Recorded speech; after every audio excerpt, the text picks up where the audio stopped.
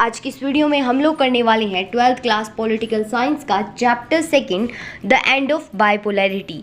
तो चलिए फिर बिना किसी देरी के वीडियो शुरू करते हैं। तो पहले हम मतलब समझते हैं कि बाइपोलैरिटी क्या होती है। बाइपोलैरिटी का मतलब है कि हमारा जो पूरा वर्ल्ड है ना वो दो पोलर्स में बटा हुआ था, एक था यूएसए और एक था यूएसएसआर। तो ये जो बाइपोलैरिटी है वो ख़त्म कैसे हुई, यानी कि इसका मतलब है कि इन दोनों में से कोई जो एक पोल है वो ख़त्म कैसे हुआ और जो यूनिपोलैरिटी है वो वर्ल्ड के अंदर कैसे आ गई, वो सब हम इस चैप्टर के अंदर देखेंगे। तो चलिए फिर करते हैं शुरू। तो सबसे पहले है हमारा बर्लिन वॉल। अब ये बर्लिन वॉल क्या है मैं आपको बताती हूँ। जो जर्मनी है उसकी कैपिटल है बर्लिन। तो बर्लिन के अंदर एक वॉल बनाई गई है जो कि बर्लिन को दो हिस्सों में डिवाइड करती है, एक है कम्युनिज्म वाला और एक है कैपिटलिज्म वाला। तो जो ईस्ट साइड वाला है वो है कम्युनिज्म वाला, यानी कि जहाँ पे जो आइडियोलॉजी है वो यूएसएसआर की चलती है, और जो वेस्ट साइड है वो है कैपिटलिज्म वाला और जहाँ पे जो आइडियोलॉजी है वो यूएसए की चलती है। यानी कि जो बर्लिन है वो बटा हुआ है कम्युनिज्म और कैपिटलिज्म के बीच में, यानी कि यूएसए और यूएसएसआर की आइडियोलॉजी के बीच। तो ये जो बर्लिन वॉल है ना वो सबसे बड़ा सिंबल माना जाता है कोल्ड वॉर का, यानी कि जो कोल्ड वॉर का चिन्ह है वो क्या है, बर्लिन वॉल है। और ये जो बर्लिन वॉल है ना वो ख़त्म कर दी गई थी, यानी कि ये जो बर्लिन वॉल है वो लोगों ने तोड़ दी थी 1989 के अंदर, और जिसकी वजह से जो कोल्ड वॉर है वो माना जाता है कि ख़त्म हो गया। और ये जो 1989 है ना वो एक्चुअल डेट नहीं है कोल्ड वॉर के ख़त्म होने की। यहाँ से क्या है शुरुआत मानी जाती है कि कोल्ड वॉर ख़त्म होना शुरू हो गया था, लेकिन जो कोल्ड वॉर असल में ख़त्म हुआ था वो हुआ था 1991 के अंदर, जब जो यूएसएसआर है वो डिसइंटीग्रेट हो गया था। तो जैसे कि मैंने आपको बताया जो जर्मनी कंट्री है उसकी कैपिटल है बर्लिन। तो अब जो क्या है जर्मनी थी वो क्या है डिवाइड हो गई थी सेकेंड वर्ल्ड वॉर के बाद में, यानी कि जर्मनी क्या है अलग अलग पार्ट्स में बिखर गई थी सेकेंड वर्ल्ड वॉर के बाद में। लेकिन जो जर्मनी है वो वापस इकट्ठा हो गई कोल्ड वॉर के बाद, यानी कि जो जर्मनी पहले डिवाइड हुई थी वो वापस यूनिफाइड हो गई। अब जो जर्मनी थी आप सभी को पता है वो यूरोप के अंदर थी। तो इस जर्मनी की यूनिफिकेशन की वजह से क्या हुआ, जो 8 ईस्ट यूरोपियन स्टेट हैं, यानी कि जो 8 ईस्ट यूरोपियन कंट्रीज़ हैं उनके अंदर क्या है जो यूएसएसआर वाली कम्युनिस्ट गवर्नमेंट थी उनकी रिप्लेसमेंट हो गई, यानी कि वहाँ से जो कम्युनिस्ट गवर्नमेंट थी वो हट गई 8 ईस्ट यूरोपियन स्टेट्स के अंदर। और एक बात मैं आपको बताना भूल गई कि इसके अंदर आपको इस वीडियो के अंदर सारे के सारे एडेड टॉपिक्स भी मिल जाएंगे जो कि इस बार आपकी ऐड हुई हैं। तो यहाँ पे हमारा सबसे पहला टॉपिक आता है सोवियत सिस्टम। आपकी बुक में होगा व्हाट इज सोवियत सिस्टम, यानी कि जो यूएसएसआर वाला सिस्टम है उसी को हम सोवियत सिस्टम बोलते हैं। तो ये था क्या वो हम यहाँ पे देखेंगे। तो जो union of Soviet socialist Republic है, यानी कि यूएसएसआर है, वो आई थी सोशलिस्ट रेवोल्यूशन के बाद जो कि रशिया में हुआ था 1917 में। तो यूएसएसआर बेसिकली है क्या वो मैं आपको बता देती हूँ। तो यूएसएसआर के अंदर टोटल 15 कंट्रीज़ है। तो इन जो 15 कंट्रीज़ को मिला के हम इसको क्या है यूएसएसआर बोलते हैं। और जैसा कि मैंने आपको बताया कि जो सोवियत यूनियन है वो बनी थी सोशलिस्ट रेवोल्यूशन के बाद जो कि रशिया में हुआ था 1917 में। और ये जो रेवोल्यूशन था ना उसकी आइडियोलॉजी थी सोशलिज्म, यानी कि सबको क्या है इक्वल राइट्स प्रोवाइड हों। और ये जो रेवोल्यूशन था वो अपोज था कैपिटलिज्म का, यानी कि सबको क्या है अपनी प्राइवेट चीज़ें मत दो, सब कुछ क्या है सरकार के अंडर में हो और सबको बराबर मिले। तो ये अपोज किसका कर रहा था, कैपिटलिज्म को, और सपोर्ट कर रहा था कम्युनिज्म और सोशलिज्म को, ये रशियन रेवोल्यूशन। और ये जो रशियन रेवोल्यूशन है उसको बोल्शेविक रेवोल्यूशन भी कहा जाता है और इसको सोशलिस्ट रेवोल्यूशन भी कहा जाता है। तो जो चीज़ें मैं आपको एक्स्ट्रा बता रही हूँ वो नोट कर लेना क्योंकि वो इम्पोर्टेंट है। अब सेकेंड वर्ल्ड वॉर के बाद में क्या होता है, जो यूरोप की ईस्ट वाली कंट्रीज़ हैं तो उनके अंदर डिक्टेटरशिप थी, उनको खुद को कोई फ्रीडम नहीं मिल रही थी ईस्ट यूरोपियन कंट्रीज़ के अंदर। तो ये सारा जो सिस्टम है उनको छुड़वाया सोवियत आर्मी ने, यानी कि सोवियत आर्मी उनके देशों में गई और लड़ी और वहाँ पे क्या है एक सोशलिज्म स्ट्रक्चर वहाँ पे प्रोवाइड कराया। अब जैसे ही उन्होंने उनको क्या है छुड़वा लिया डिक्टेटरशिप से, वैसे ही वो क्या है सब कंट्रोल में आ गए यूएसएसआर की, यानी कि वहाँ पे सरकार तो जो है वो उनकी खुद की कंट्री की है लेकिन उनको कंट्रोल जो कर रही है वो है। और ये जो सोवियत सिस्टम था ना, उसके अंदर सिर्फ एक ही पार्टी रूल कर रही थी और किसी को रूल करने की इजाज़त नहीं थी, और उस पार्टी का नाम है बोल्शेविक पार्टी। और ये जो बोल्शेविक पार्टी है वो एक इम्पोर्टेंट रोल प्ले करती है इस सिस्टम को सेंट्रलाइज बनाने के अंदर और स्टेट कंट्रोल के अंदर। सारा सिस्टम सेंट्रलाइज होने का मतलब है कि सारा कुछ सरकार के अंडर आएगा, एक भी प्राइवेट चीज नहीं होगी। और बोल्शेविक पार्टी के अलावा वहां पे कोई भी पॉलिटिकल पार्टी अपोजिशन में अलो ही नहीं थी। इस बोल्शेविक पार्टी को हम कम्युनिस्ट पार्टी भी बोल सकते हैं, और ये जो बोल्शेविक कंट्रोल है इसी को हम बोलते हैं सोवियत सिस्टम। और ये जो सोवियत आइडियोलॉजी थी ना, वो बहुत सारी ईस्ट यूरोपियन स्टेट्स के अंदर भी थी, यानी कि जो ईस्ट यूरोप के अंदर कंट्रीज है उन पर भी ये लागू होती थी सोवियत आइडियोलॉजी। अब हम देखते हैं सोवियत सिस्टम के मेरिट्स क्या क्या हैं, यानी कि सोवियत सिस्टम की अच्छी बातें क्या है वो हम देखते हैं। तो पहला हमारा मेरिट है कि जो सोवियत सिस्टम है ना, उसके खुद के बहुत बड़े एनर्जी रिसोर्सेज हैं और वास्ट कम्युनिकेशन सिस्टम है, यानी कि टेक्नोलॉजी क्या है बहुत ही ज़्यादा भरपूर मात्रा में है सोवियत सिस्टम में। दूसरा पॉइंट है कि जो सोवियत सिस्टम है ना, उसमें बहुत ही ज़्यादा हाई नेटवर्क पे मशीनरी प्रोडक्शन होता है, यानी कि मशीन बनाई जाती है बड़े लेवल पे। और ये जो इनकी मैन्युफैक्चर कंपनीज हैं, मैन्युफैक्चर इंडस्ट्रीज है, वो छोटी एक पिन से लेके बड़ी से बड़ी कार तक अपनी ही कंट्री में बनाती है। लेकिन जो उसकी क्वालिटी है वो हालांकि यूएसए से तो मैच नहीं कर पाती, लेकिन बाकी सभी जितनी भी कंट्रीज हैं उनसे बढ़िया होती है। थर्ड पॉइंट है कि जो सोवियत यूनियन है ना, वो अपने सभी जो सिटीजन्स हैं उनको मिनिमम सब्सिस्टेंस लेवल प्रोवाइड कराते हैं, यानी कि सबकी बेसिक नीड्स यहाँ पे पूरी की जाती हैं। एक भी ऐसा बंदा नहीं छूटता कि जिसकी बेसिक नीड पूरी ना हो। फोर्थ पॉइंट है अनएम्प्लॉयमेंट डिड नॉट एग्जिस्ट, यानी कि इनकी कंट्री के अंदर एक भी ऐसा बंदा नहीं मिलेगा जिसके पास नौकरी ना हो, यानी कि सबके पास नौकरी है। अब तो हमने पढ़ ली अच्छी बातें क्या थी, अब जहाँ पे अच्छी बातें हैं वहाँ पे बुरी बातें भी होंगी। तो जो सोवियत सिस्टम है उसकी क्या क्या डीमेरिट्स है वो हम यहाँ तो इसका पहला पॉइंट है कि जो सोवियत सिस्टम है ना, वो ओवर सेंट्रलाइज और ब्यूरोक्रेटिक हो गया है, जिसने क्या है लोगों की जो जिंदगी है वो मुश्किल बना दी है, यानी कि सारा सिस्टम इतना ज़्यादा गवर्नमेंट बेस कर दिया है कि लोगों का जीना हराम हो गया है। सेकेंड पॉइंट है लैक ऑफ डेमोक्रेसी, यानी कि सोवियत सिस्टम के अंदर डेमोक्रेसी तो मानो तुम है ही नहीं, और लोगों को फ्रीडम तो किसी बात की यहाँ पे मिलती ही नहीं, और यहाँ पे सरकार से बगैर पूछे कोई बंदा कुछ भी नहीं कर सकता। थर्ड पॉइंट है जितने भी सोवियत इंस्टीट्यूशन है, यानी कि इसका इंफ्रास्ट्रक्चर है या इंस्टीट्यूशन है, उन सभी को क्या है दोबारा से रिफॉर्म करने की ज़रूरत थी, यानी कि इनके ऊपर जो कमियां थी उन पे काम करने की ज़रूरत थी, लेकिन ऐसा वहाँ पर नहीं हो रहा था। फोर्थ पॉइंट है रशिया की डोमिनेंस, यानी कि जो रशिया है, जो 15 स्टेट है सोवियत यूनियन का, उसका ही एक पार्ट है, लेकिन रशिया जो है अपनी बाकी जो 14 मेंबर स्टेट हैं उनके ऊपर अपनी डोमिनेंस दिखाता है, यानी कि उन बाकी 14 कंट्रीज़ को अकेला एक रशिया ही कंट्रोल करता है। ये उसकी सबसे बड़ी जो है डीमेरिट है। नेक्स्ट हमारा टॉपिक आता है Gorbachev and the disintegration of USSR, यानी कि गोर्बाचेव कैसे आया और कैसे जो यूएसएसआर है वो टूट गया, बिखर गया, ख़त्म हो गया। तो जो मिखेल गोर्बाचेव है ना, वो जनरल सेक्रेटरी बनते हैं कम्युनिस्ट पार्टी के सोवियत यूनियन में 1985 के अंदर। और ये जो गोर्बाचेव था ना, वो रिफॉर्म्स लाना चाहता था सोवियत सिस्टम के अंदर, यानी कि सोवियत सिस्टम को क्या है बदलना चाहता था, उसके अंदर रिफॉर्म्स लाना चाहता था। इसीलिए उसने क्या है इकोनॉमिक और पॉलिटिकल रिफॉर्म्स लाए, और उस पॉलिसी का नाम था पेरेस्ट्रोकिया और ग्लासनोट। पेरेस्ट्रोकिया का मतलब होता है रिकंस्ट्रक्टिंग, यानी कि जितने भी यहाँ पे इंस्टीट्यूशन थे उनको रिकंस्ट्रक्ट करने की यहाँ पे पॉलिसी लाई गई। और ग्लासनोट का मतलब होता है ओपननेस, यानी कि यहाँ का जो सिस्टम है इतना ज़्यादा सेंट्रलाइज ना हो कि लोगों को कुछ दिखे ही नहीं कि जो सरकार है वो क्या कर रही है, और लोगों को भी बोलने का मौका दिया जाए। तो जो गोर्बाचेव था वो बेसिकली डेमोक्रेसी लाना चाहता था यूएसएसआर के अंदर, लेकिन अब कुछ जो कम्युनिस्ट पार्टी वाले लोग थे वो नहीं चाहते थे कि ये जो गोर्बाचेव है वो ऐसा करे, इसीलिए एक मिलिट्री कूप आ गया था 1991 के अंदर, जो गोर्बाचेव की सरकार है वो गिर गई थी। और ये जो कूप था उसको एनकरेज किया था कम्युनिस्ट पार्टी ने। तो ये जो कूप आया था यूएसएसआर के अंदर वो ज़्यादा दिन तक नहीं टिक पाया था, क्योंकि अब जो लोग थे वो जागरूक हो गए और वो क्या है पुराने स्टाइल का कम्युनिस्ट पार्टी वाला रूल नहीं चाहते थे और फ्रीडम चाहते थे। तो जो यूएसएसआर की 3 रिपब्लिक है, रशिया, यूक्रेन और बेलारूस, उन्होंने दिसंबर 1991 के अंदर अनाउंस कर दिया कि जो सोवियत सिस्टम है वो डिसइंटीग्रेट हो गया है, यानी कि टूट चुका है, अलग हो गया है सोवियत यूनियन 1991 के अंदर। और इन 3 रिपब्लिक के नाम आपको याद रखने हैं।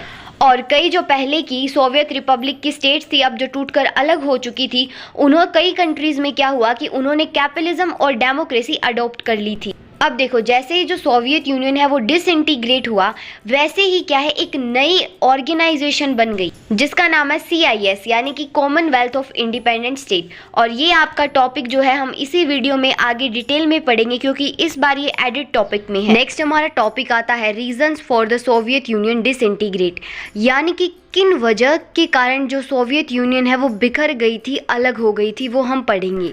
पहला पॉइंट है कि सोवियत यूनियन में इंटरनल वीकनेस आ गई थी, यानी कि जो सोवियत यूनियन है, जिसके जो पॉलिटिकल और इकोनॉमिक इंस्टीट्यूशन है वो लोगों की ज़रूरतें ही पूरी नहीं कर पा रहे थे। पहले तो वो सबको बराबर बांट बांट के सब कुछ दे रहे थे ना, अब वो ज़रूरतें ही उनसे पूरी नहीं हो रही थी। दूसरा पॉइंट है कि जो सोवियत यूनियन है उसकी इकोनॉमी स्टेगनेंट हो रही थी, यानी कि बढ़ ही नहीं पा रही थी, एक जगह के थम गई थी। और जो सोवियत यूनियन है वो अपनी जो इकोनॉमी है, अपना सारा जो खर्चा है वो रिसोर्सेज पे ज़्यादा लगाता है, वो अपनी न्यूक्लियर और मिलिट्री रिसोर्सेज को मेंटेन कर पाए।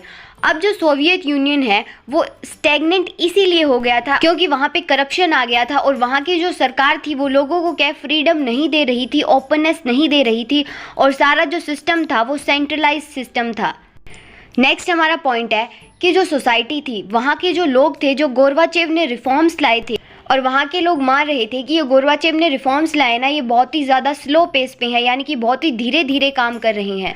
नेक्स्ट रीज़न ये है कि लोगों में क्या है, नेशनलिज्म की फीलिंग जाग गई थी, यानी कि कब तक तुम 15 जो कंट्रीज़ हैं उनको एक साथ बाउंड करके रखोगे, बांध के रखोगे।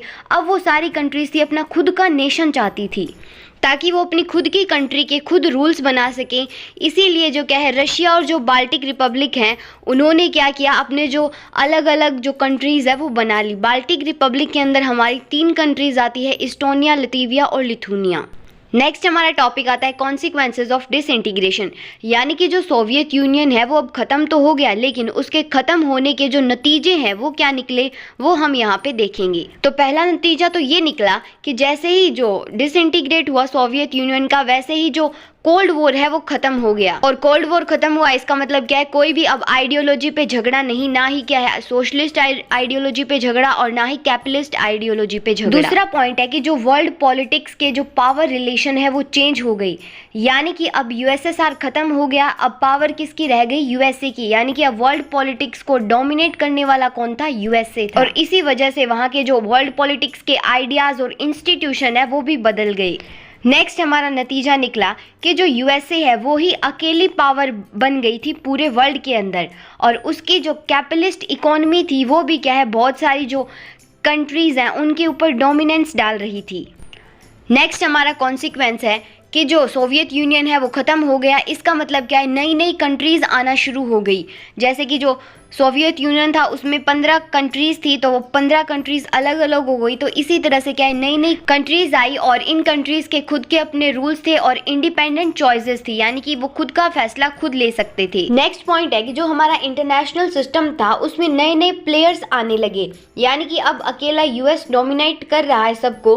तो अब क्या हुआ, नई नई जो कंट्रीज़ है उन्होंने अपनी ऑर्गेनाइजेशन बनाई और वो क्या है, यूएस को टक्कर देने की कोशिश करने लगी। और जो नए नए प्लेयर्स आए थे, यानी कि जो नई नई ऑर्गेनाइजेशंस आई थी, उनकी खुद की आइडेंटिटी थी, इंटरेस्ट था, इकोनॉमिक और पॉलिटिकल उनकी डिफ़िकल्टीज भी थी कुछ। नेक्स्ट हमारा टॉपिक है शॉक थेरेपी इन पोस्ट कम्युनिस्ट रिजाइम्स। अब ये जो आपका टॉपिक है वो अब की बार कट हो चुका है, तो इसीलिए मैं आपको थोड़ा सा बता रही हूँ, ताकि अगर बाय चांस या 1 या 2 मार्क्स में आ जाए तो आप एक्सप्लेन कर दो। बाकी ये जो आपका इस बार टॉपिक है वो ख़त्म हो चुका है, कट हो चुका है। तो शॉक थेरेपी के अंदर यहाँ पे एक्सप्लेन किया गया है कि जो जितनी भी कम्युनिस्ट कंट्रीज़ थी, जिनकी इकोनॉमी कम्युनिस्ट बेस्ड थी, यानी कि सारा कुछ सरकार के अंडर था, अब वो क्या है, कम्युनिस्ट से कहाँ पे जाना चाहते थे, कैपिटलिज्म पे जाना चाहते थे, यानी कि खुद कमाओगे और खुद खाओगे, सरकार का कोई जिम्मा नहीं है। तो जब उन्होंने ये कम्युनिज्म से कैपिटलिज्म पे आने की कोशिश की, तब एकदम से उनको क्या है, सबको शौक लग गया, क्योंकि उनकी इकोनॉमी इतनी बुरी तरह से क्या है, टूट चुकी चुकी थी। तो अब इसकी डेफिनेशन देख लेते हैं कि एक मॉडल था रशिया के अंदर, सेंट्रल एशिया के अंदर और ईस्ट यूरोप में कि जो सोशलिस्ट सिस्टम है उससे क्या है डेमोक्रेटिक कैपिटलिस्ट सिस्टम की ओर जाना, यानी कि इकोनॉमी को सोशलिस्ट से कैपिटलिस्ट करना। और ये जो ट्रांजिशन था वो इन्फ्लुएंस किया था वर्ल्ड बैंक और आईएमएफ ने। आईएमएफ का मतलब होता है इंटरनेशनल मॉनेटरी फंड।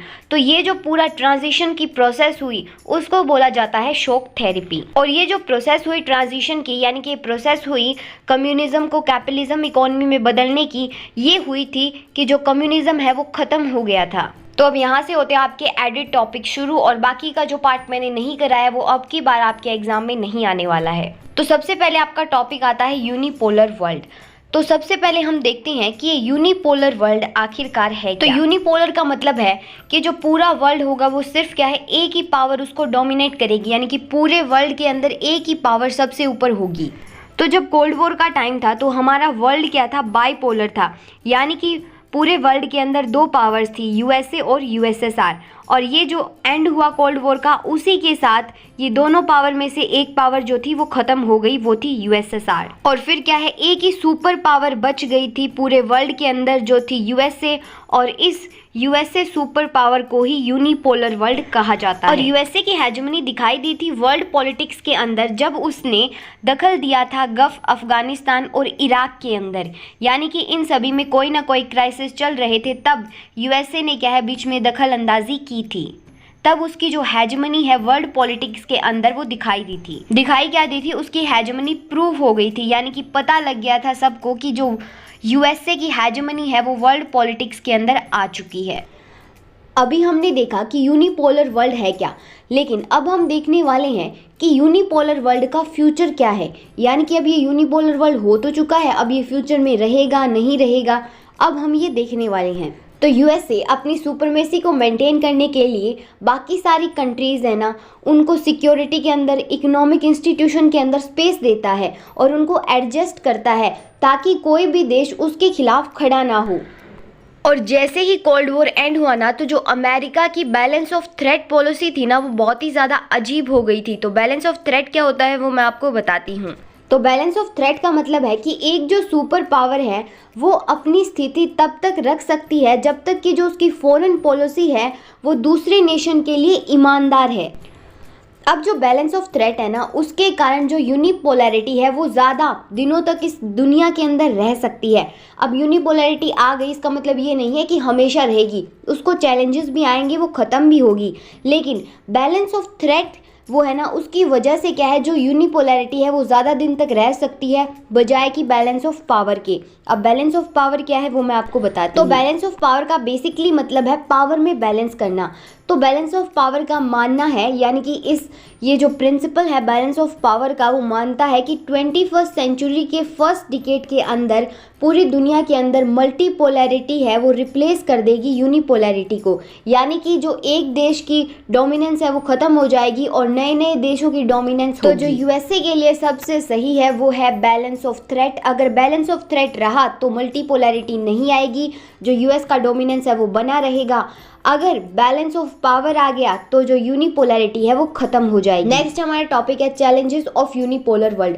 अब ये जो यूनिपोलर वर्ल्ड है वो बन तो चुका है, लेकिन अब ये जो यूनिपोलर वर्ल्ड बना उसके लिए कुछ क्या है, परेशानियां भी आएंगी, कुछ चैलेंजेस भी आएंगे, तो वो हम देखते हैं। तो सबसे पहला चैलेंज आया कि प्रोटेस्ट होने लगे ग्लोबलाइजेशन और वर्ल्ड ट्रेड ऑर्गेनाइजेशन के खिलाफ। तो जो बहुत सारे लोग थे ना वो ग्लोबलाइजेशन को गलत मान रहे थे, क्योंकि ग्लोबलाइजेशन की शुरुआत की थी यूएसए ने। तो बहुत सारी कंट्रीज़ का मानना था कि ग्लोबलाइजेशन की वजह से जो यूएसए सिर्फ अपना डोमिनेंस बढ़ाना चाहता है और कुछ नहीं है, इसीलिए वो क्या है ग्लोबलाइजेशन और वर्ल्ड ट्रेड के खिलाफ प्रोटेस्ट करने लग गए, दंगे फसाद करने लग गए। अब दूसरा चैलेंज आया कि आवाज़ उठाई गई वर्ल्ड बैंक और इंटरनेशनल मॉनेटरी फंड के खिलाफ। अब जो उनकी पॉलिसीज़ थी वो बहुत सारे देशों के खिलाफ थी, तो इस वजह से बहुत सारे देशों ने क्या है आवाज़ उठाई वर्ल्ड बैंक और इंटरनेशनल मॉनेटरी फंड्स के खिलाफ। और ये जो सारी ऑर्गेनाइजेशन है उसको डोमिनेट करता है यूएसए, तो इस वजह से लोगों ने क्या है इसके खिलाफ आवाज़ उठाई थी। और ये जो ऑर्गेनाइजेशन है वो बनाई गई थी पूरी वर्ल्ड के लिए, ताकि पूरे वर्ल्ड की प्रॉब्लम सॉर्ट आउट हो सके इन सभी ऑर्गेनाइजेशन से, लेकिन उसको डोमिनेट अकेला एक यूएसए कर रहा था। तो ये सब क्या है लोगों को गलत लग रहा था। नेक्स्ट हमारा टॉपिक आता है मिडल ईस्ट क्राइसिस, यानी कि जो मिडल ईस्ट के अंदर कंट्रीज थी वहाँ पे क्या है क्राइसिस हो रही थी। तो जो मिडल ईस्ट के रीजन्स है यानी कि जो एरिया है south western Asia, south eastern Europe और जो नॉर्थ ईस्ट अफ्रीका है, इन सभी में क्या है क्राइसिस हो रहे थे। तो इनमें से हम कुछ एक क्राइसिस पढ़ेंगे। तो सबसे पहले आता है हमारा अफगानिस्तान क्राइसिस, यानी कि मिडल ईस्ट के अंदर जो अफगानिस्तान में क्राइसिस हुआ था उसके बारे में हम पढ़ेंगे। तो अफ़गानिस्तान के अंदर क्या होता है ना, बहुत सारी प्रॉब्लम्स आती हैं। तो उन एक प्रॉब्लम में से हमारी पहली प्रॉब्लम है सो रेवोल्यूशन। तो सबसे पहले हम देखेंगे कि अफ़गानिस्तान का सो रेवोल्यूशन था क्या और इसमें क्या हुआ था। तो समय था 1978 का और नर मोहम्मद तैराकी और हफीजुल्लाह आमीन की लीडरशिप के अंदर एक तख्ता पलट हुआ था, यानी कि एक नई सरकार आई थी और जिसका नाम उन्होंने दिया था सो रेवोल्यूशन। और जिस समय ये सो रेवोल्यूशन था उस समय जो अफ़गान का प्रेसिडेंट था वो था मोहम्मद दाऊद खान, और जो उसकी मोस्ट ऑफ द फैमिली है वो मार दी गई थी उनके दुश्मनों से। अब दाऊद खान मर गया, उसके बाद में जो प्रेसिडेंट बना अफ़गानिस्तान का वो था नर मोहम्मद तैराकी। और ये जो नर मोहम्मद तैराकी थे ना, ये पीपल्स डेमोक्रेटिक पार्टी से थे और ये जो पार्टी थी वो एक कम्युनिस्ट पार्टी थी और जिसको सपोर्ट कर रही थी सोवियत यूनियन। तो अब ये जो पार्टी थी वो पावर में आ गई थी, पीपल्स डेमोक्रेटिक पार्टी। तो ये जो नई गवर्नमेंट है ना वो फेल हो गई थी कंट्री की इकोनॉमी इम्प्रूव करने के लिए, और जो अफ़गानिस्तान के अंदर दंगे हो रहे थे उनको रुकवाने में ये क्या है असफल हो गई थी। और ये जो नर मोहम्मद तैराकी है ना उसको उसके राइवल हाफिजुल्लाह आमीन ने मार दिया, यानी कि ये जो लीडर थे वो दोनों क्या थे साथ ही में थे, लेकिन उसका जो कॉम्पिटिटर है हाफिजुल्लाह आमीन उसने क्या है तैराकी को मार दिया और फिर वो खुद क्या है नया प्रेसिडेंट बन गया अफ़गानिस्तान का 1979 में। इसके बाद में हमारा टॉपिक आता है Soviet invasion of Afghanistan 1979 to 1989, यानी कि जो सोवियत इन्वेड हुआ अफ़गानिस्तान के अंदर, अपनी मिलिट्री लेके गया सोवियत यूनियन, वो सब हम यहाँ पर देखने वाले हैं। तो अभी हमने देखा कि अफ़गानिस्तान का जो नया प्रेसिडेंट है वो बना था हाफिजुल्लाह आमीन। तो ये जो प्रेसिडेंट है ना वो पहले वाला प्रेसिडेंट तो क्या था सोवियत यूनियन की जो पार्टी है उसी से था, यानी कि उसको फॉलो कर रहा था, लेकिन हाफिजुल्लाह आमीन सोवियत यूनियन को फॉलो नहीं कर रहा था। इसीलिए सोवियत यूनियन वालों को डर बन गया था कि कहीं पे जो आमीन है वो अमेरिका के साथ अपना हाथ ना मिला ले। तो इसीलिए जो सोवियत के लीडर्स हैं उन्होंने डिसाइड किया कि बड़ी संख्या के अंदर जो सोवियत फोर्स है वो अफ़गानिस्तान में दखल दिया 1979 के एंड में, यानी कि मान लो ये दिसंबर या नवंबर का टाइम होगा।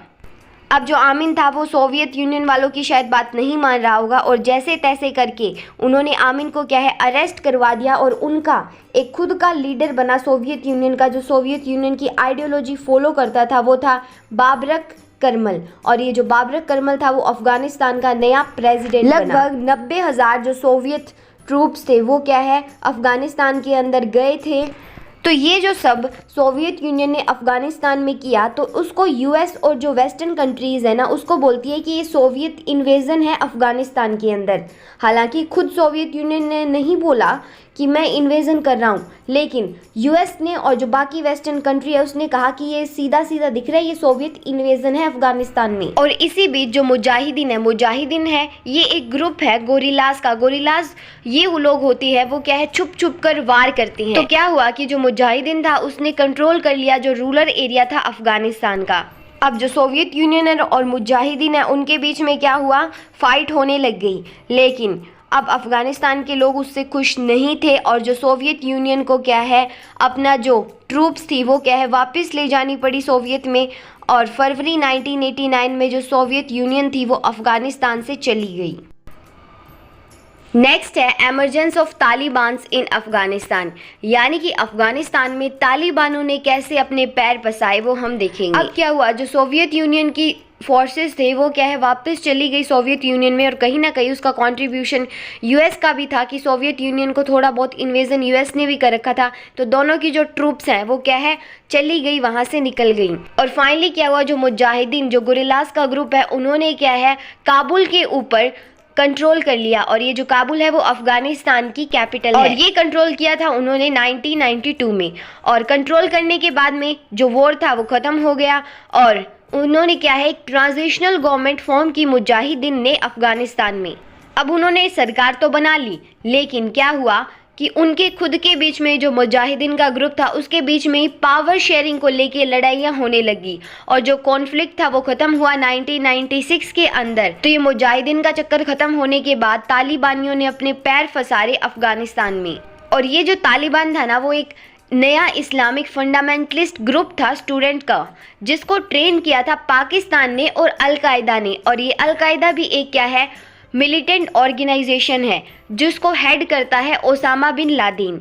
यानी कि ये जो अलकायदा और ये जो तालिबान है वो दोनों ही टेररिस्ट हैं। तो ये तालिबानी और अलकायदा ने क्या है, कंट्रोल कर लिया था काबुल के ऊपर। और तालिबान ने क्या है, ओवर 90% जो लैंड एरिया है अफ़गानिस्तान का उसके ऊपर कंट्रोल कर लिया था। और उन तालिबानियों ने एक बहुत ही एक्सट्रीमिस्ट इस्लामिक कंट्री बनाने के लिए अफ़गानिस्तान के अंदर बहुत ही ज़्यादा अत्याचार किए और जो ह्यूमन राइट्स थे उनका भी वॉल्यूशन किया। यानी कि बहुत ही ज़्यादा इस्लामिक कंट्री बनाना, यानी कि इस्लामिक जो धर्म है वो ही रहे और कोई धर्म यहाँ पे एग्जिस्ट ना करे, ऐसी कंट्री बनाने के लिए उन्होंने बहुत सारे अत्याचार किए और जो ह्यूमन राइट्स हैं उनका वॉल्यूशन भी किया, उनका हनन भी किया। तो नेक्स्ट हमारा टॉपिक है द टेररिस्ट अटैक ऑफ 11 सितंबर 2011। तो ये अटैक क्या था वो अब हम देखेंगे। तो ये जो तारीख थी वो थी 11 सितंबर 2001।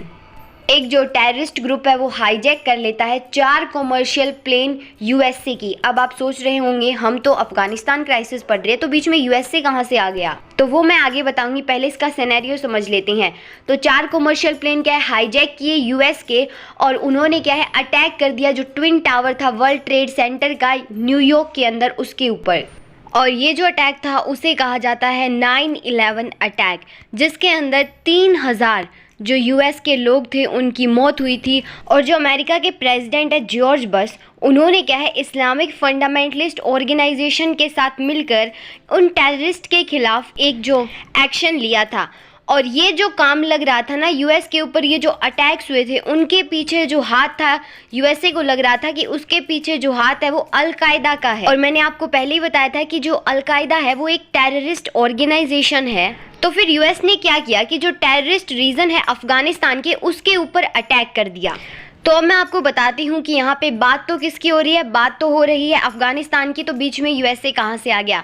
तो ये जो यूएसए पे अटैक हुआ वो क्या है, जो अफगानिस्तान के अंदर टेररिस्ट है अलकायदा उसने करवाया था। तो उसी वजह से फिर अलकायदा के ऊपर अफ़गानिस्तान में यूएस ने वापस से अटैक किया और जिससे जो अफ़गानिस्तान की जो सिचुएशन है वो और ज़्यादा ख़राब हो गई। क्योंकि ऐसा ही नहीं है कि जो अफ़गानिस्तान में सिर्फ अलकायदा ही रहता है, वहाँ पे सिविलियन लोग भी हैं, उनके ऊपर भी अटैक हुए, तो उससे जो सिचुएशन है वो और ज़्यादा ख़राब हो गई। अफ़गानिस्तान क्राइसिस के बाद में अब हम पढ़ने वाले हैं फर्स्ट गल्फ वॉर। और यहाँ पे हम देखेंगे गल्फ़ कंट्रीज़ के अंदर जो जो वॉर्स हुए उनके बारे में।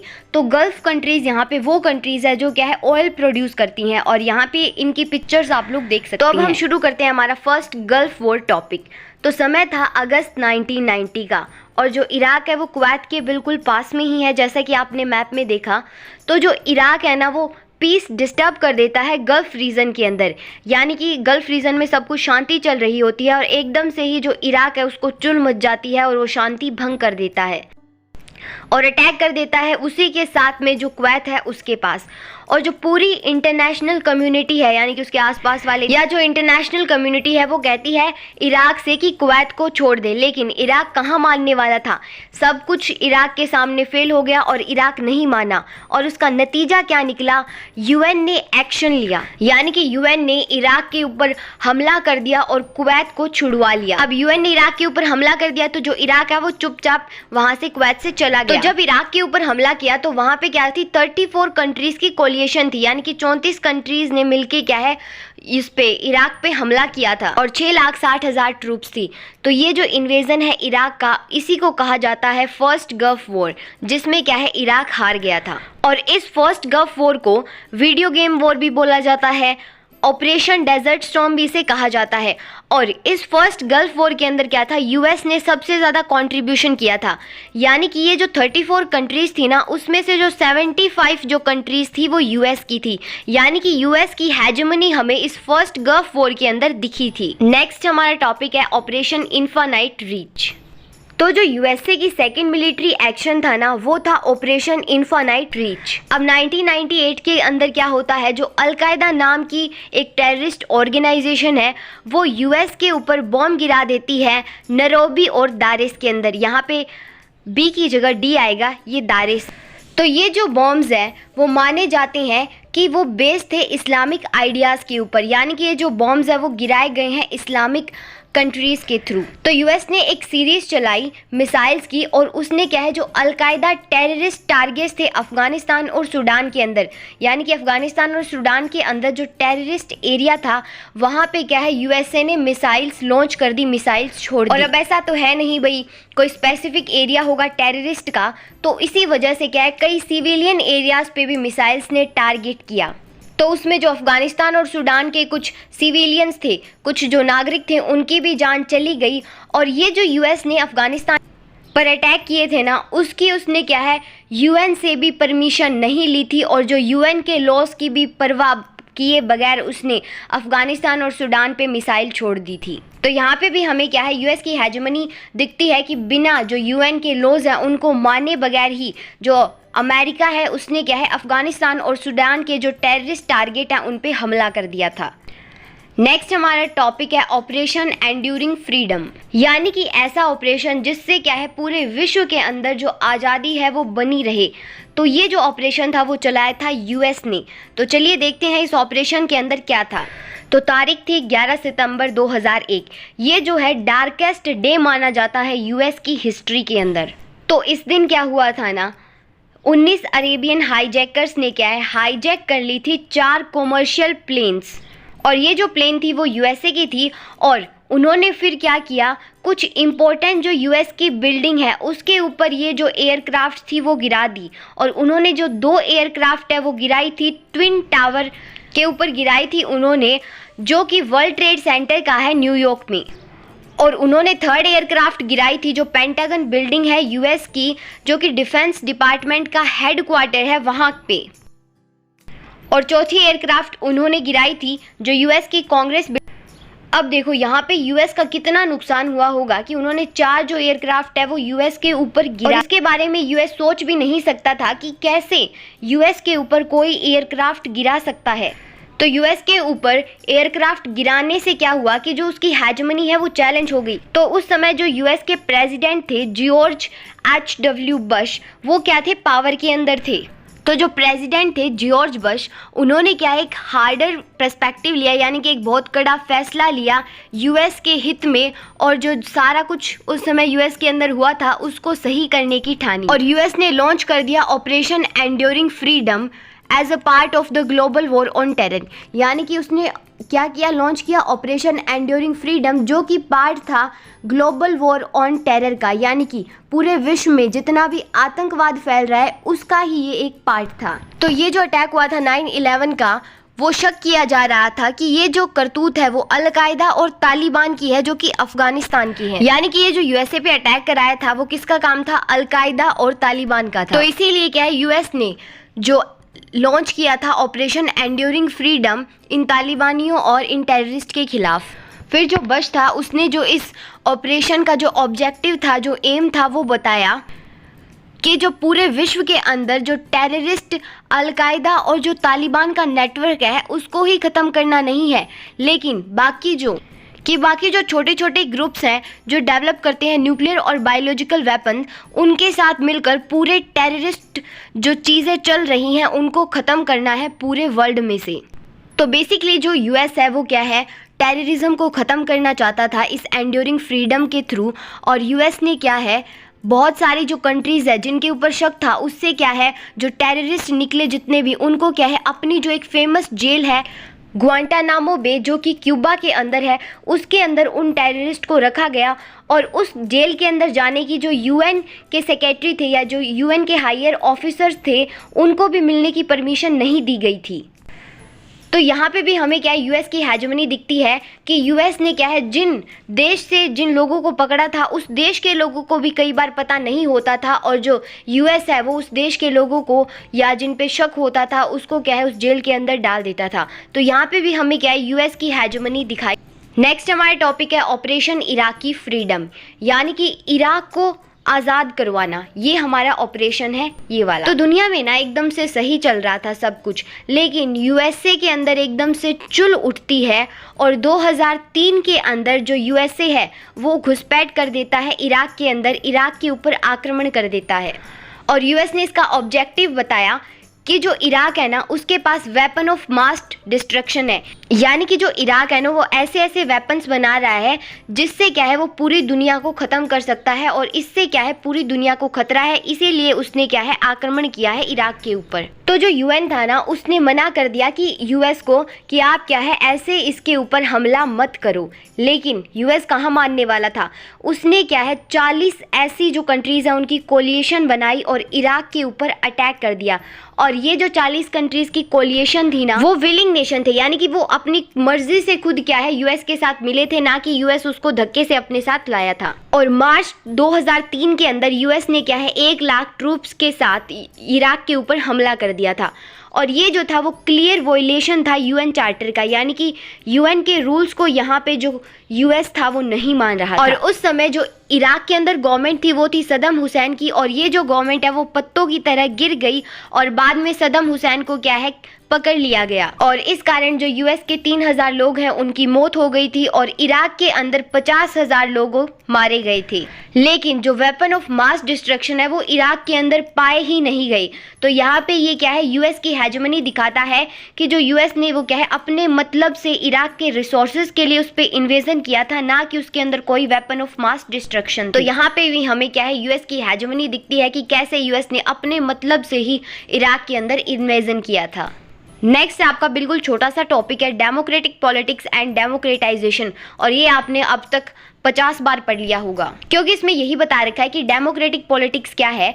जब एक ऑर्गेनाइजेशन बनाई जाती है इलेक्टेड रिप्रेजेंटेटिव के द्वारा एक कंट्री के अंदर, और फिर जो ऑर्गेनाइजेशन बनी है वो क्या है रूल्स और लॉज बनाती है कंट्री को चलाने के लिए, उसे हम बोलते हैं डेमोक्रेटिक पॉलिटिक्स। और डेमोक्रेटाइजेशन एक प्रोसेस होती है जिससे क्या है हम इस्टेब्लिश करते हैं डेमोक्रेसी एक कंट्री के अंदर, और जो डेमोक्रेसी पे बेस्ड होती है। फॉर एग्जांपल एक बॉडी है वो इलेक्ट कर दी गई है वोटिंग के थ्रू, ठीक है। अब जो लोग क्या है उन्होंने अपना जो रिप्रेजेंटेटिव है वोटिंग के थ्रू वो चुन लिया। अब जो लोग क्या है वो इनडायरेक्टली इन्फ्लुएंस करेंगे इस सारी प्रोसेस के अंदर कंट्री की। नेक्स्ट हमारा टॉपिक है Commonwealth of independent states CIS। तो थोड़ा बहुत मैंने आपको इसके बारे में पहले बताया था, तो अब हम इसके बारे में तो जो CIS है ना वो बना था दिसंबर 1991 के बाद में, जब डिसइंटीग्रेशन हो गया था USSR का, यानी कि USSR के डिसइंटीग्रेशन के बाद में बना CIS। और CIS के अंदर टोटल 12 मेंबर्स है, और इन 12 मेंबर्स के पास अपनी खुद की सॉवरेन इक्वालिटी है, यानी कि ये खुद को रूल खुद ही करेंगे, ना कि उनके ऊपर बाहर से कोई इन्फ्लुएंस करेगा। तो अभी प्रेजेंट में तो CIS के 12 मेंबर्स नहीं है, लेकिन उस समय जब CIS बना था तो उसके पास 12 मेंबर्स थे, और वो 12 मेंबर्स थे Azerbaijan, Armenia, Belarus, Georgia, Kazakhstan, Kyrgyzstan, Moldova, Russia, Tajikistan, Turkmenistan, Uzbekistan और यूक्रेन। अब ये वही कंट्रीज़ है जो क्या है सोवियत यूनियन के अंदर थी। तो सोवियत यूनियन में टोटल 15 थी। जो 3 कंट्रीज़ ने CIS को ज्वाइन नहीं किया था वो थी बाल्टिक रिपब्लिक, और बाल्टिक रिपब्लिक के अंदर 3 कंट्रीज़ आती हैं लतीविया, लिथुनिया और इस्टोनिया। तो ये याद रखना। अब जो CIS है वो क्या है बढ़ावा दे रहा था इकोनॉमिक, पॉलिटिकल और जो मिलिट्री पहलू थे उनको क्या है CIS के अंदर बढ़ावा दे रहा था। और CIS के पास कुछ पावर थी जिससे वो क्या है कोऑर्डिनेट करता था ट्रेड, फाइनेंस के अंदर, लॉ मेकिंग के अंदर और सिक्योरिटी के अंदर। अब इसके कुछ ऑब्जेक्टिव भी थे CIS के, वो हम देख लेते हैं इसके ऑब्जेक्टिव क्या क्या थे। पहला है इक्वालिटी एंड सोवरेनिटी, यानी कि सब जो 12 की 12 स्टेट हैं उनको क्या है इक्वल खुद को रिप्रेजेंट करने का मौका मिले, और खुद को रूल करने की पावर उनके खुद के पास हो। पहले की तरह ना हो कि अकेला रशिया उसको डोमिनेट करे, तो ये सब इसके अंदर नहीं था। दूसरा है equal state and no dominance, वो मैंने आपको बता दिया कि कोई एक स्टेट उनको क्या है डोमिनेंस ना करे, सबका इक्वल जो है हिस्सा हो। थर्ड इसका ऑब्जेक्टिव है कि वो एक दूसरे को हेल्प करें, जो इंटरनेशनल पीस और सिक्योरिटी है उसको मेंटेन करने में। नेक्स्ट हमारा टॉपिक है अरब स्प्रिंग। तो ये इस चैप्टर का लास्ट टॉपिक है, इसके बाद में ये चैप्टर खत्म हो जाएगा। तो अरब स्प्रिंग आता है 21st सेंचुरी के अंदर और ये जो है स्टार्ट हुआ था मुस्लिम कंट्रीज में। और इसके स्टार्ट होने की वजह ये थी कि उन कंट्रीज के अंदर प्रॉब्लम्स आ रही थी डेमोक्रेसी में, यानी कि वहाँ पे डेमोक्रेसी नहीं थी, अनएम्प्लॉयमेंट बहुत ज़्यादा थी, करप्शन गवर्नमेंट बहुत ज़्यादा कर रही थी और गरीबी थी और साथ ही साथ क्या है वहाँ पे सोशल इनजस्टिस था। तो अब हमने ये तो जान लिया कि अरब स्प्रिंग सबसे पहले स्टार्ट हुआ था मुस्लिम कंट्रीज़ में, लेकिन मुस्लिम कंट्रीज़ में भी तो कहीं ना कहीं स्टार्ट हुआ होगा ना। तो सबसे पहले ये जो अरब स्प्रिंग है वो स्टार्ट होता है टूनीशिया के अंदर 2010 में। तो वहाँ पे एक वेंडर होता है, यानी कि वहाँ पे एक सब्जी बेचने वाला होता है। तो वहाँ पे क्या है ना, उस सब्जी बेचने वाले के पास कुछ पुलिस ऑफिसर आते हैं और वो कहते हैं कि मुझे अपना लाइसेंस दिखाओ, लेकिन उसके पास लाइसेंस नहीं होता और इसीलिए वो बोलता है कि आप मेरा चालान काट दो या मेरे से आप चार्जेस ले लो, उससे ज़्यादा आप क्या करोगे। लेकिन उन्होंने, पुलिस वालों ने क्या, उसको खूब पीटा, खूब मारा। और यहाँ पे उस वेंडर की कोई गलती नहीं थी क्योंकि वो लाइसेंस के लिए बहुत बार अप्लाई कर चुका था, फिर भी उसको लाइसेंस नहीं मिल रहा था और उसने बहुत ही लीनियंट तरीके से पुलिस वालों को कहा था कि आप मेरा चालान कर दीजिए। तो वो दुखी हो गवर्नमेंट ऑफिस के सामने जला दिया। और उस समय क्या था, मोबाइल फ़ोन आ चुके थे, इंटरनेट का ज़माना था, तो सब ने क्या है उसकी वीडियो बनाकर इंटरनेट पे वायरल। और उस वीडियो के वायरल होने का नतीजा क्या निकला कि जो टूनीशिया के अंदर डिक्टेटरशिप थी वो ख़त्म हो चुकी थी। लोग क्या है प्रोटेस्ट करने लग गए थे उस डिक्टेटर के खिलाफ और इस वजह से जो करप्शन है वो धीरे धीरे क्या है ख़त्म होने लगा। और जो टूनीशिया के बैन अली है वो क्या है पनिश कर दिए गए। बैन अली डिक्टेटर था टूनीशिया का, उसको पनिशमेंट मिली प्रोटेस्टर्स को मारने के लिए। और इस तरह से ये जो टूनीशिया के अंदर प्रोटेस्ट था वो सक्सेसफुल रहा और इसके बाद में टूनीशिया के अंदर डेमोक्रेसी आ गई। तो वो मैटर था टूनीशिया का। अब हम देखते हैं इजिप्ट का। तो इजिप्ट के अंदर क्या होता है, 1979 से ही क्या है होन्सी मुबारक नाम का एक जो डिक्टेटर था वो पावर में था और किसी की सरकार नहीं आ रही थी, सिर्फ उसी की आ रही थी। तो ये भी बहुत ज़्यादा करप्शन करता था और इसकी भी सरकार गिर गई जो डेमोक्रेटिक प्रोटेस्ट हुए उनके कारण। और किसी को मारने के जुर्म में जो होन्सी था उसको क्या है लाइफ टाइम प्रिजमेंट मिल गई थी, यानी कि लाइफ टाइम उम्र कैद की सज़ा इसको मिल गई थी। लेकिन 2017 के अंदर क्या है उसको इनोसेंट डिक्लेयर कर दिया गया और वो आज़ाद हो गया, लेकिन बाद में वो मर गया। वो बाद में क्या है वहाँ पे रूल नहीं कर पाया और इसी तरह से जो इजिप्ट की सिचुएशन है वो भी सुधर गई थी। नेक्स्ट प्रोटेस्ट हुआ लीबिया के अंदर। तो लीबिया में जो अल गद्दाफी है ना उसने क्या है रिवोल्ट को फेस किया, यानी कि जब लीबिया के अंदर प्रोटेस्ट हुआ तो अल गद्दाफी था वो क्या है पावर में था और उसके खिलाफ भी प्रोटेस्ट हुए क्योंकि ये भी क्या है करप्शन कर रहा था और बाद में वो क्या है छुप गया था और लीबिया के अंदर भी जो सिचुएशन थी वो सही हो गई। हमारी नेक्स्ट कंट्री आती है सीरिया। अब जो सीरिया के अंदर जो रिवोल्ट हुआ ना वो बहुत ही ज़्यादा वॉयलेंट, यानी कि सीरिया के अंदर जो प्रोटेस्ट हुआ ना उसका कोई नतीजा नहीं निकला और सीरिया के अंदर क्या है 1.5 लाख से भी ज़्यादा लोग मारे गए। और जो आज की भी सिचुएशन है ना सीरिया की वो ठीक नहीं है, आज भी सीरिया के अंदर डेमोक्रेसी नहीं आ पाई। तो हमने देखा कि जो टूनीशिया है, लीबिया है, इजिप्ट है और जो यमन है, यहाँ पे प्रोटेस्ट होने के बाद यहाँ पे क्या है डेमोक्रेसी आ चुकी है और जो आज की सिचुएशन है वो यहाँ पे चेंज हो चुकी है, डेमोक्रेसी है, कोई करप्शन नहीं है।